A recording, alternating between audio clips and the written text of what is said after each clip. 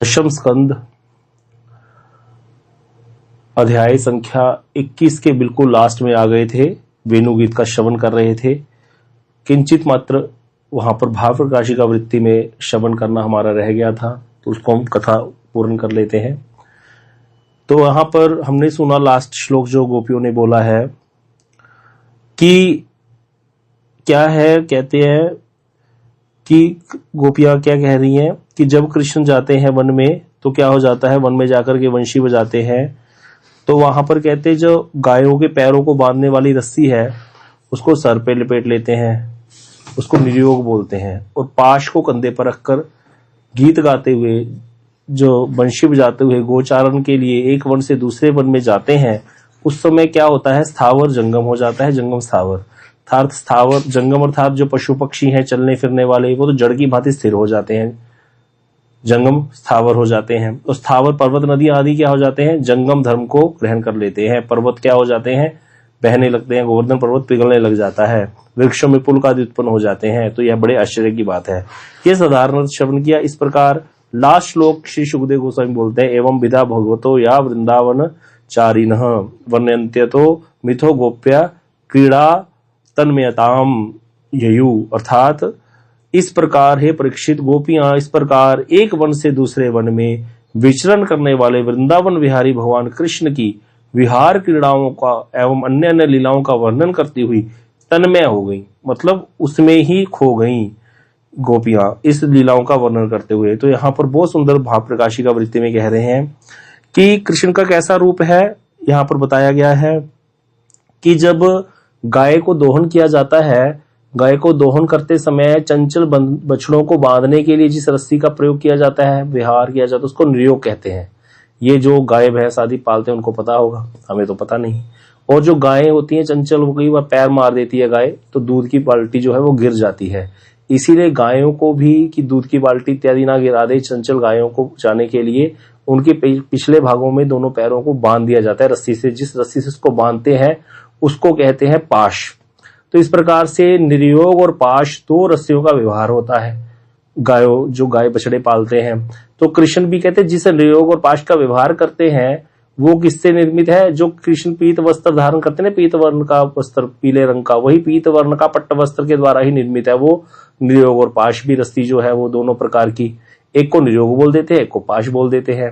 और कहते हैं वो साधारण रस्सी नहीं है जो ऐसे कृष्ण, अब यहाँ पर ये मधुर रस की बातें हैं, ये रसिकों की भाषा है। तो यहाँ पर कहते हैं अब साधारण भाषा में देखा जाए, क्या निर्योग पाश की बातें कर रहे हो, रस्सी बांधने वाली, कहाँ भगवान की बातें चल रही है, ब्रह्म की, कुछ बढ़िया बात करो भाई। लेकिन कृष्ण है ना, ये क्या है, ये अखिल ब्रह्मांडपति होकर के भी क्या कर रहे हैं, ब्रज में लीलाएं कर रहे हैं, बिल्कुल मानवोचित लीलाएं कर रहे हैं। इसीलिए यहाँ पर ये सब चीजें कृष्ण के माधुर्य को और ज्यादा बढ़ा देती हैं। तो इसीलिए कह रहे हैं ये साधारण रस्सियां नहीं है भैया, इनके दोनों किनारों पे मोतियों की लड़ियां झूलती हैं। जब कृष्ण गोचारण जाते हैं तो पगड़ी के ऊपर जो ये निर्योग को बांध लेते हैं, लंबी होती है रस्सी बछड़ों को बांधने वाली, तो पगड़ी के ऊपर तो निर्योग होता है, और कंधे पर लटकता होता है पाश। पाश वाली रस्सी छोटी होती है, क्योंकि गाय को पीछे को पैरों को बांधने वाली रस्सी तो बहुत ज्यादा बड़ी होगी नहीं, तो उसको ऐसे लटका लेते हैं कंधे पर कृष्ण।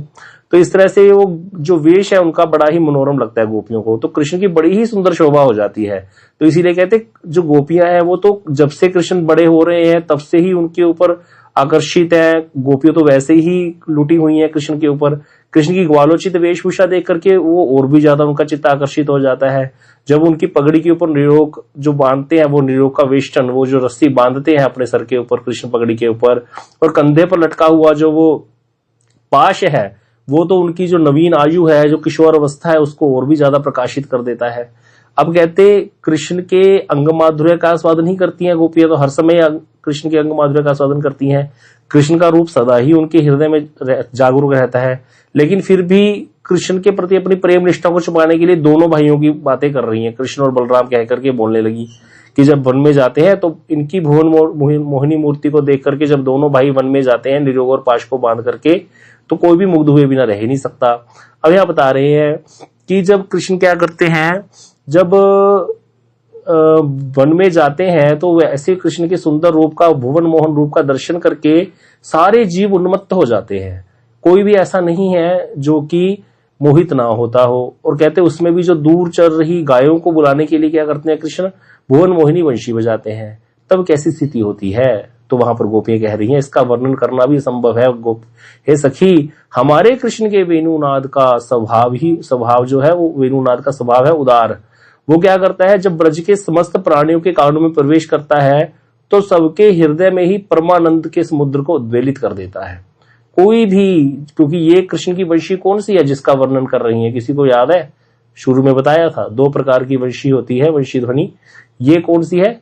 सर्वभूत मनोहर, सबको मनोहर करने वाली, सबको आकर्षित करने वाली। तो इसीलिए यहां पर कहते, यहां पर क्या होता है, कृष्ण का वेणुनाद कलनाद सुनने को सबको ऐसा लगता है कि मानो कृष्ण संकेत करके मुझको ही बुला रहे हैं। तो इसीलिए कहते, जब एक तो कृष्ण का वेणुनाद, और कृष्ण के चरणों में क्या है, मणि नूपुर बांधे हुए हैं, तो उनका भी रुंझुन शब्द बीच में मिल जाता है वंशी की ध्वनि में, वो माधुर्य को और भी वर्धित कर देता है। तो कानों में पड़ते ही कोई भी व्यक्ति धैर्य धारण नहीं कर सकता। इस तरह से कहते गोप बालकोचित वेश है कृष्ण का, और वेणु वादन के माधुर्य का वर्णन करती हुई गोपियां जो है प्रेम के वेश में तन्मय हो गई और कहने लगी सखी, ये कृष्ण का निर्योग और जो पाश है, ये रस्सी है जो, इसको देखने से तो लगता है वास्तव में ये वह निर्योग पाश ही है जिसमें निश्चित एवं अवच्छिन्न रूप से चिरकाल के लिए योग और मिलन हो जाता है। निर्योग अर्थात योग हो जाना कृष्ण से, अर्थात कह रहे हैं निर्विकल्प योग समाधि योग भी जिसके सामने तुच्छ है। योगी निर्विकल्प समाधि योग लगाते हैं, बहुत बड़ी अवस्था होती है, बोले वो तो इसके सामने तुच्छ ही है जो कृष्ण ने ये निर्योग धारण कर लिया सर पर। और कहते जो पाश धारण कर लिया, पाश नहीं है, ये कृष्ण का प्रेम पाश है। ऐसे प्रेम पाश को ही कृष्ण ने निरोग पाश के रूप में धारण कर लिया है। और कहते ब्रजवासी और जो वनवासी हैं, जितने भी जीव हैं, उसके द्वारा विवश होकर के, उसको देख करके, उनके माधुर्य को देख करके, कृष्ण के कहते विवश होकर के प्रेम पाश को में बंध गए हैं उसके, इसीलिए वो और कहीं अन्यत्र जा नहीं सकते। इसीलिए गोपियों ने कहा था, ऊधो तुम भय भोरे पाती लेके आए दौड़े। हम योग कहाँ रखे, यहाँ रोम रोम शाम है। हम रोम, यहाँ पर योग की शिक्षा दे रहे थे उद्धव जी, गोपियों को ज्ञान की शिक्षा प्रदान कर रहे थे। एक चिट्ठी लेकर के आए थे, चिट्ठी में फाड़ करके गोपियों ने जो है उसके टुकड़े टुकड़े कर दिए और अपने जो है वक्षस से लगाने लगी, उनको चूमने लगी चिट्ठी को कि कृष्ण लिखी है चिट्ठी। तो वहां पर जो उद्धव जी है वो देख करके गोपियों को पागलिनी सी बोलते कि पागलिनी है, इनको कुछ समझ नहीं आता, मैं इनको इतना अच्छा ज्ञान प्रदान कर रहा हूं। क्यों? क्योंकि जिसका मन कृष्ण के जो त्रिभंग ललित रूप पर आकर्षित हो चुका है, इतने सुंदर भुवन मोहन रूप पर आकर्षित हो चुका है, वो और किस चीज से आकर्षित होगा संसार की। इसीलिए यहां पर कह रहे हैं कि यहां पर ये बताया गया है कि गोपियां जो है, गोपियों ने कृष्ण के निर्योग पाश को प्रेम पाश कह करके उसकी उत्प्रेक्षा की है कि ये एक निर्योग पाश कोई साधारण निर्योग पाश नहीं है जो कृष्ण गायों के पैर में बांधने वाली रस्सी या जो उसको लेकर के चल रहे हैं, ये तो भैया प्रेम पाश है कृष्ण का। इस तरह से कहते जब वेणुनाद करते हैं तो स्थावर जंगम जीवों में कैसा अद्भुत प्रेम विकार होते हैं, तो उसी को आगे बता रहे हैं कि मृग पक्षी आदि जितने जीव है वो तो स्पंदनहीन हो जाते हैं। हमने पहले सुना था जब वहां आए तो परावताम मुनि वन्यो एका कि जब वन में रहने वाले वृक्ष जो है, वृक्षों पर रहने वाले पक्षी जो है, ये तो मुनि लग रहे हैं, ऐसे बैठ करके अर्धनिमित नेत्रों से कृष्ण की वैशी ध्वनि को श्रवण कर रहे हैं, ऐसे लग रहा है योगी ध्यान में बैठे हैं। तो इसीलिए कहते हैं जितने भी मृग आदि पक्षी आदि जीव हैं वो तो स्पंदनहीन हो जाते हैं। उनको देखने से तो ऐसे लगता है कोई चित्र से लिखे हुए हो, चित्र लिखी मूर्ति हो कोई, ऐसा लगता है। और कहते जितने इस प्रकार सारे जंगम जीव जो हैं वो अपनी जंगमता को भूल करके स्थावर धर्म को प्राप्त हो जाते हैं। बछड़े घास चरना बंद कर देते हैं, गायें दूध देना बंद कर देती हैं, एकदम से दूध की धारा खड़ी की खड़ी रह जाती है। तो कहते वेणुनाद से क्या होता है, जंगम क्या हो गया, स्थावर हो गया। केवल जंगम स्थावर ही नहीं हुआ, कहते जैसे जंगम के प्रति प्रभाव का विस्तार हुआ वेणुनाद का, ऐसा ही प्रभाव स्थावर जीवों पर भी होता है। स्थावर जीव भी रोमांचित हो जाते हैं। कहते ऐसे लगता है जैसे स्थावर जीव स्थावरता को छोड़कर के जंगमता को प्राप्त हो गए।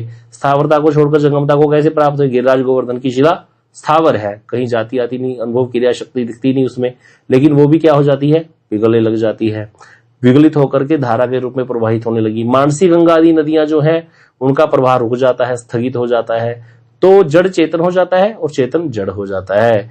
इस तरह से कहते ऐसे जो अपना धर्म का विपर्य, कोई भी वस्तु अपना धर्म नहीं छोड़ती होती, जो ठोस वस्तु है वो ठोस ही रहेगी, लेकिन यहाँ पर कहते हैं स्वधर्म का विपर्य हो रहा है और मोह प्राप्ति का विषय है। इसका वर्णन करती हुई प्रेमवती ब्रजरमणियां कभी दैन्य से और कभी ईर्ष्या के आवेश में अधीर हो जाती हैं। मतलब कभी तो उनको दैन्य आ जाता है। दैन्य कब आता है? जब उनको लगता है कि थोड़ा सा भी किसी को कृष्ण से संबंधित युक्त देखती है तो उनके मन में दैन्य आ जाता है और उसकी प्रशंसा करने लगती है। और ईर्ष्या कभी हो जाती है जब जैसे वंशी के प्रति उनको ईर्ष्या होगी कि जिस अधर पे हमको विराजमान होना चाहिए था, जिसपे हमारा अधिकार है, उन अधरों पर ये वंशी विराजमान होगी। ये लकड़ी की वंशी ने ऐसा क्या किया है? इसीलिए कभी ईर्ष्या में आ जाती हैं। तो इस तरह से कहते यहाँ पर गोपियां कहती हैं कि ये कृष्ण के वेणुनाद से वनवासी जो स्थावर जंगम आदि जो पशु पक्षी या जो पर्वत इत्यादि हैं, इनकी स्थिति देखने से तो ऐसा लगता है कि कृष्ण क्या है? कृष्ण एक मोहन मंत्रविद है। मतलब कोई बहुत बड़ा जादू टोना करने वाला कोई तांत्रिक है और महाधूर्त शिरोमणि है। कहते और इसके जो ग्वाल बाल हैं संगी, वो भी सारे सहायक हैं इसके। ये क्या करते हैं? कहते वेणुनाद से पहले कृष्ण क्या करते हैं? सबको मोहित कर देते हैं, बंधन कर देते हैं निरोग और पाश से। निरोग और पाश का काम क्या है? रस्सी से बांधना बछड़ों को और गायों को। बोले ये भी क्या करते हैं? अपने मोहिनी से निरोग और पाश से सबको बंधन कर देते हैं और सब कुछ लूट लेते हैं बांध करके उसका। कहते इसीलिए इसका वंशीनाद सुनना नहीं चाहिए। ये काला है कृष्ण, इसका वेणुनाद भी ये धूर्त शिरोमणि है, इसके सखा भी ऐसे ही हैं। ये सारी मधुर जो रसिकों की भाषा है, इसीलिए कहते इसका वेणुनाद गोपियां कह रही है श्रवण नहीं करना चाहिए, क्योंकि इससे मोहन और निरोपाश में बंधन अवश्यम भावी है। मोहन हो जाएगा भैया, मोहित हो जाएंगी, फिर किसी काम के नहीं रहेंगी। कहते जो इससे मोहित हो गया, जो इसके पाश में आबद्ध हो गया, तो धैर्य, लज्जा, कुल, लाज सब कुछ लुट जाएगा भैया। इसीलिए क्या करती है सखी? इस धूर्तराज के मोहन वेणुनाद हमें इससे काम नहीं है। चलो हम सब लोग मिलकर के इकट्ठी होकर के किसी निर्जन स्थान में चली जाती हैं, जहां पर कि एक कानों में वेणुनाद हमारे श्रवण ना हो पाए, हम इसको ना सुन पाए। तो इसीलिए यहाँ पर गोपियों की विपरीत दशा का भी जो अन्वय और व्यतिरेक जैसे समझते हैं ना, वैसा वाला प्रेम इतना बढ़ गया है कि जिस चीज के लिए ललायित है उसी की निंदा करने लगी। कृष्ण का वेणुनाद सुने बिना रह नहीं सकती, अब वेणुनाद की ही निंदा करने लगी, क्योंकि उसने उसको क्या कर दिया? पागल बना दिया है। इसलिए कहती है ये जब से ये वेणु सुनना शुरू किया ना, ये वेणु ही जो है हमारी सौतन है, इसी ने सारा काम खराब किया है। ना दिन में चैन है, ना रात्रि में नींद है। इसीलिए हम क्या करती है? कोई ऐसी स्थान पे चली जाती है जहां पर ये कानों में वेणुनाद हमारे प्रवेश ना कर सके। तो परमहंस शिरोमणि सुखदेव गोस्वामी महाराज इस प्रकार वेणुनाद के माधुर्य का आस्वादन करते हुए सुखदेव गोस्वामी को वर्णन कर रहे हैं और उसके श्रवण से प्रेमवती ब्रजरमणियों के प्रेम विकार का और कृष्ण के साथ मिलन की उनकी जो तीव्र उत्कंठा का वर्णन कर रहे हैं, क्योंकि गोपियां तो घर में बैठ करके वर्णन कर रही हैं और वेणुनाद श्रवण किया उन्होंने वहां बैठे और वो सारा वर्णन कर रही है जैसे वो वन में बैठी देख रही हैं, सारा कुछ इस प्रकार से वर्णन कर रही हैं। तो इसीलिए श्री सुखदेव गोस्वामी कह रहे हैं परीक्षित जी महाराज जी को, हे महाराज, भाववती ब्रजरमणियों के भावों के विषय में कितना वर्णन करूं? आपको 17-18 श्लोकों में मैंने कुछ बताने की चेष्टा करी, तुम्हारे निकट तो मैंने कुछ अंश ही वर्णन किया है। अभी ये तो अंश है, हम कहां उस चीज को स्पर्श कर सकते हैं। इसीलिए कहते हैं श्री कृष्ण के वेणुनाद श्रवण से भाववती ब्रजरमणियों का भाव सिंधु उच्छलित हो जाता है और उसमें कितनी भाव लहरियां उठती हैं, इसकी गणना करने का सामर्थ्य किसी में भी नहीं है। इसीलिए गोपियों को प्रेम की ध्वजा बोला है। तो कहते हे राजन, परम प्रेमवती ब्रजरमणियों का पूर्व राग और कृष्ण के साथ मिलने की उत्कंठा में लालसा, उद्वेग जो हो रहा है और जागरण, रात्रि में सारी रात सो नहीं पा रही आदि विविध भावावेश अति विचित्र है और परम मधुर है। ये किसी को देखने को तो लगेगा कि भैया वे तो बेचैन होगी, जिसको ना दिन में चैन ना रात्रि में नींद, वो व्यक्ति की क्या हालत हो जाएगी। उसको तो खाया पिया भी हजम नहीं होगा और इसीलिए जब खाया पिया डाइजेस्ट नहीं होगा तो इसलिए अगले दिन भूख भी नहीं लगेगी। तो मतलब उसका सब कुछ छूट गया, नींद गई, खाना पीना गया, मन का चैन गया, सारा कुछ तो चला गया उस व्यक्ति का, रह के आ गया। अब बाहर से देखे कोई नया व्यक्ति जुड़े भक्ति मार्गों को, भैया ऐसी दशा करनी है इससे प्रेम करके कृष्ण से, हमें ये सब नहीं चाहिए, हमें तो मुक्ति चाहिए। पहले ही संसार में परेशान हुए पड़े हैं। संसार में भी तो यही होता है, किसी से प्रेम हो जाता है, फिर वो व्यक्ति हमारे से निराश हो जाता है किसी कारण से, फिर वो हमारा फोन उठाना बंद कर देता है, फिर हमारे मन को चैन नहीं होता, फिर हमें रात को नींद नहीं आती। कई बार हम किसी को कुछ बोल देते हैं, इसी कारण हमको नींद नहीं आती। संसार में भी तो ही चल रहा है। बोले नहीं, इसको आगे अगले चैप्टर में और अच्छे से समझाएंगे कि ये कृष्ण प्रेम है भैया, यहाँ पर काम की गंध भी नहीं है। संसार में तो काम है, अपने भोग की इच्छा है, इसीलिए हम परेशान होते हैं। वहां पर कृष्ण प्रेम वांछा है, वहां पर कृष्ण के सुख की वांछा है, इसीलिए वहां पर प्रेम है, उसको काम नहीं कहा जाता। आत्म सुख वांछा है तो काम ते प्रबल, कृष्ण प्रेम वांछा है तो कृष्ण सुख वांछा है तो प्रेम ते प्रबल। इसीलिए वहां पर प्रेम है, वो दिव्य प्रेम है। अभी हमको तो है ही नहीं, इसीलिए हम उसको कैसे समझेंगे। लेकिन इसको फिर भी जो कहा जाता है ना कि चैन नहीं मिलता, नींद नहीं आती, इसको इसीलिए वैसा वाला हमारे साथ भी तो संसार में हो जाता है। स्त्री पुरुष के प्रेम में कोई दो मित्र लड़ पड़े या किसी मिलने वाले के साथ हमारी अनबन हो जाए तो हमारी वैसी वाली दशा एक दो दिन के लिए हो जाती है। तो इसीलिए थोड़ा सा उसको स्पर्श करवाने के लिए वो वाली एग्जाम्पल दे दी जाती है, लेकिन वो पूरी कोई पूरी आएगी नहीं, क्योंकि ये दिव्य प्रेम की बातें हैं। इसको हम कहाँ समझ सकते हैं जब हमारे अंदर वो प्रेम ही नहीं है। तो उस प्रेम की प्राप्ति के लिए हमारे अंदर लोभ होना चाहिए, तब जाकर के वो प्रेम कभी हमारे हृदय में आ सकता है। इसीलिए कहते ये जो वर्णन कहते मैंने तुम्हारे सामने किया है, जो तो अंश वर्णन किया है सुखदेव गोस्वामी कहते, संपूर्ण रूप में इसका वर्णन करना और इसका श्रवण करना, अभी हम वर्णन कर रहे हैं और श्रवण भी कर रहे हैं साथ में सब लोग, तो कहते ये ब्रह्मा आदि के लिए भी असंभव है, ब्रह्मा जी भी इसको बता नहीं सकते, तो दूसरों के विषय में तो कहना ही क्या है। तो मैंने तो सामान्य रूप में ही कुछ आपके सम्मुख ये वर्णन की है कथा कि गोपियों का वेणु गीत का जो ये वर्णन हमने श्रवण किया, इस प्रकार से ये वेणु गीत की कथा को हमने श्रवण किया। ये यहाँ पर 20 श्लोकों में पूरा वेणु गीत हो जाता है। गोपियों ने जो वेणु गीत का उच्चारण किया है, श्री विश्व चक्रवर्ती पाद जी की टीका, श्री सनातन गोस्वामी पाद जी, श्री जीव गोस्वामी पाद जी का मत, सब मतों को लेकर के जैसा श्री गुरुदेव ने इस ग्रंथ में हमारे वर्णन किया है उस हिसाब से हमने एक एक लाइन को श्रवण किया है इस कथा को। गौर प्रेमानंदे हरि हरि बोल। ये हमारा अध्याय हो गया 21वां अध्याय। अब 22वें अध्याय में आते हैं, अभी समय है। तो द्वाविंशो अध्याय में यहाँ पर जो शीर्षक है अध्याय का वो है गोप कन्याओं का कात्यायनी व्रत। श्री कृष्ण के द्वारा चीरहरण और फिर उसको वरदान देना गोपियों को। तो ये इस अध्याय में हम जो चीरहरण लीला है उसका श्रवण करेंगे। इस चीरहरण लीला में हमें ध्यान से कथा को श्रवण करना है। पहले इस चीरहरण लीला को जब हम भागवत में पढ़ते थे तो किसी अन्य प्रकार से लेते थे। जब टीका पढ़ करके कथा सुनी तो समझ में आया कि कितनी ही ज्यादा गूढ़ लीला है ये और कितनी ही ज्यादा मधुर है लीला ये। तो इसीलिए बहुत ही सुंदर तरीके से हमारे आचार्य ने इसको वर्णन किया है और लास्ट में जाकर के एक निर्णय भी दे दिया कि भैया करोड़ों बुद्धि लगा करके भी भगवान की इस लीला को समझना आसान नहीं है, लेकिन फिर भी आचार्यों ने जैसा वर्णन किया है हम उसको श्रवण करेंगे। बड़ी ही सुंदर कथा है। कई लोग, बाहर के लोग या अन्य म्लेच्छ इत्यादि लोग भगवान की इन लीलाओं पे कटाक्ष करते हैं कि कृष्ण ने नहाती हुई गोपियों के वस्त्र चुराए, हाँ, जो कि निर्वस्त्र होकर के गोपियां नहा रही थी, तो इस तरह से किसी स्त्री के वस्त्र चुराना, कृष्ण तो बड़े कामी था, ऐसी ऐसी बातें करते हैं। और भी बहुत प्रकार के शब्द जो है उच्चारण करते हैं। आर्य समाजी लोग भी भागवत के कृष्ण को इसीलिए मानते नहीं, गीता के कृष्ण को मानते हैं, योगेश्वर कृष्ण को मानते हैं और भागवत जी के कृष्ण को नहीं मानते, क्योंकि वो कहते हैं इस प्रकार की जो हरकतें हैं ये तो कोई कामी व्यक्ति करता है, इसीलिए ये क्या हो गया। तो लेकिन जो भगवान के रहस्य को पूर्ण रूप से जानने वाले हैं, भगवत तत्व को, वही इन कथाओं को हमको समझा सकते हैं, क्योंकि वो इन लीलाओं में उनका प्रवेश है। धर्म एक बड़ा सूक्ष्म तत्व होता है, इसको समझना पड़ेगा। धर्म को ये नहीं है कि जैसे कैसे बताएं आपको, जैसे साइंस क्या कहती है। साइंस कहती है कि जैसे मान लो एक टुकड़ा मिला पत्थर का किसी साइंटिस्ट को, तो साइंस कहती है कि भैया उसको तोड़ो और तोड़ करके उसके अवयवों को देखो, मतलब उसको सूक्ष्म वस्तु को सूक्ष्म करो जो हमारे सामने है, जिससे हमारे को उसके बारे में जानकारी मिलेगी। तो वस्तु को तोड़ने का तरीका बताती है साइंस, विज्ञान जो है, आधुनिक विज्ञान। लेकिन धर्म क्या कहता है? धर्म कहता है तुम स्वयं सूक्ष्म बनो, स्वयं सूक्ष्म बन करके उस वस्तु में प्रवेश कर जाओ और फिर जाकर के देखो। धर्म और साइंस में यही डिफरेंस है।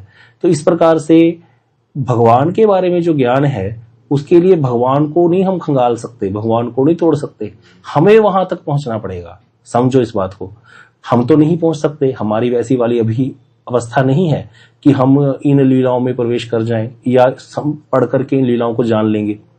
तो अब साइंस के तरीके से चलेंगे तो हम तोड़ना मरोड़ना शुरू कर देंगे। तोड़ना मरोड़ना शुरू कर देंगे मतलब अपनी जड़ बुद्धि से ज्ञान लेना शुरू कर देंगे कि ऐसे हुआ होगा, ऐसे हुआ होगा। लेकिन वो क्या है, वो तो गलत ही होगा, क्योंकि हमारी बुद्धि जड़ है और हम जो है साइंस के हिसाब से चल रहे हैं। तो वो तो भक्ति में चलता नहीं। भक्ति में तो 2 और 2 5 भी हो सकते हैं और 2 और 2 3 भी हो सकते हैं। तो इसीलिए जो आचार्य हैं, महाजना चे गता सही पंथा, जिस रास्ते पर महाजन चल करके गए हैं वही रास्ता हमारे लिए चलने योग्य है।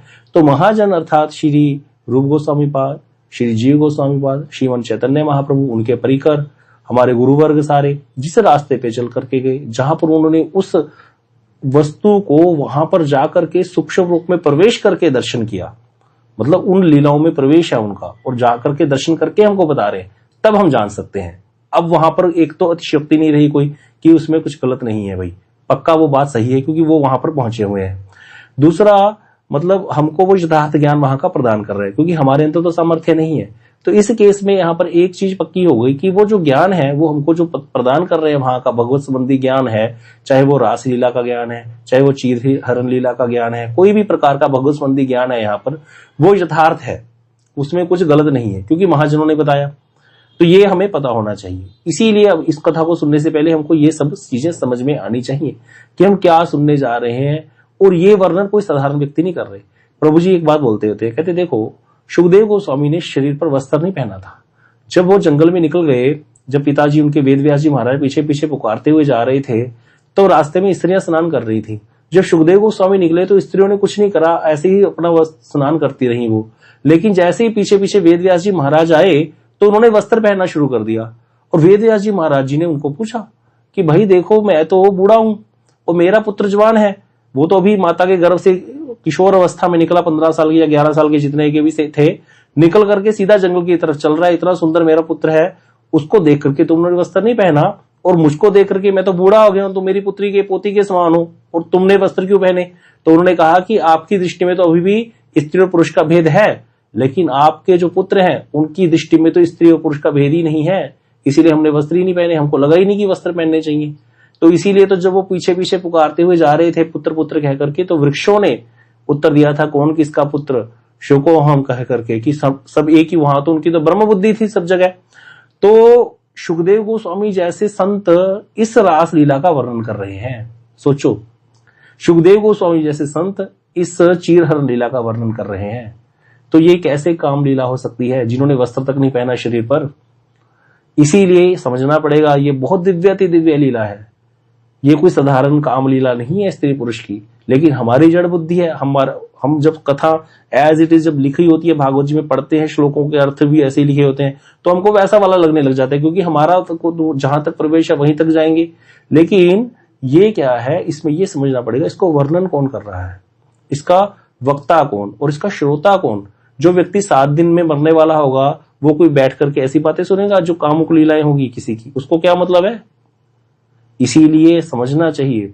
और फिर दूसरी बात, सुखदेव गोस्वामी तो वर्णन कर ही नहीं पाए अच्छे से।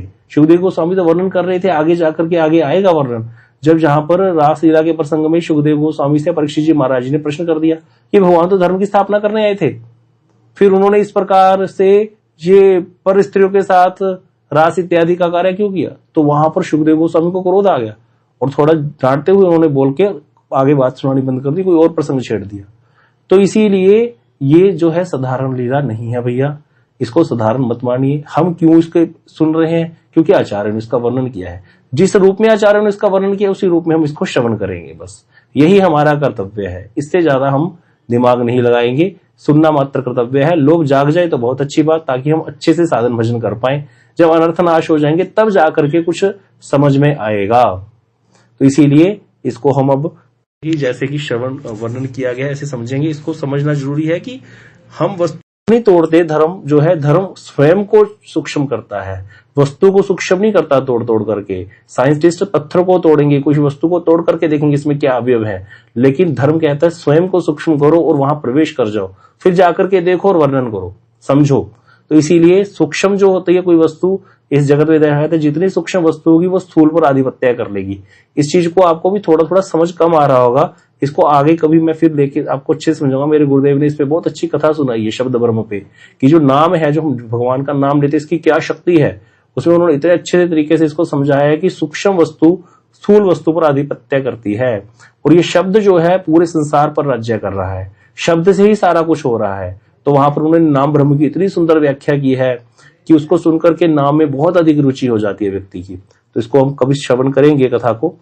इस अध्याय में पहले श्लोक में कह रहे हैं सुखदेव गोस्वामी, हेमंते प्रथमे मासी नंद ब्रज कुमारिका चेरु भविष्यम भुंजाना कात्यानी च अर्चन व्रतम, कि यहां पर कह रहे हैं कि सुखदेव गोस्वामी कहने लगे, हे राजन, अब हेमंत ऋतु का आगमन हुआ। हेमंत ऋतु कौन सी है? अभी कौन सी ऋतु का वर्णन चल रहा था पहले, कोई बता सकता है? हम कितनी ऋतुओं का वर्णन करते हुए आ रहे हैं? किसी को याद है? बसंत ऋतु के बाद कार्तिक आ गया था, बीच में बसंत ऋतु का वर्णन था। हाँ, बसंत ऋतु का वर्णन था ना। फरवरी में तो बसंत ऋतु का ही था ना, मार्च में जो किया। नहीं, उससे पहले जो लीला हम श्रवण कर रहे थे, जो धेनुकासुर का वध हुआ था, उसका आया था जुलाई का वर्णन। हाँ, नहीं, वहां पर आया था कि जो धेनुकासुर का वध हुआ था वो हुआ था, जबकि उसको वर्णन पहले कर दिया सुखदेव गोस्वामी ने, लेकिन वो लीला है अगस्त के महीने की, क्योंकि ताड़ के फल जो है पकते हैं जुलाई अगस्त में। उसके बाद वर्णन आया था ग्रीष्म ऋतु की लीला का वर्णन, जो कि हमने सुना था कालिया दमन लीला का वर्णन, कि वो ग्रीष्म ऋतु की लीला है जिसमें कालिया दमन। उसके बाद ही दावा अग्निपान का वर्णन आ गया था, कालिया दमन। उसके बाद वर्षा ऋतु का वर्णन आया था। वर्षा ऋतु का वर्णन हमने सुना था, जहां पर बड़ा सुंदर विहार वर्णन किया था कृष्ण का वर्षा ऋतु में। वर्षा ऋतु के बाद शरद ऋतु का वर्णन आया था। शरद ऋतु का वर्णन आया था। शरद ऋतु के वर्णन के बाद फिर एकदम से वेणु गीत का वर्णन शुरू हो गया था, कि वेणु गीत का वर्णन कर रही हैं गोपियां किस प्रकार से।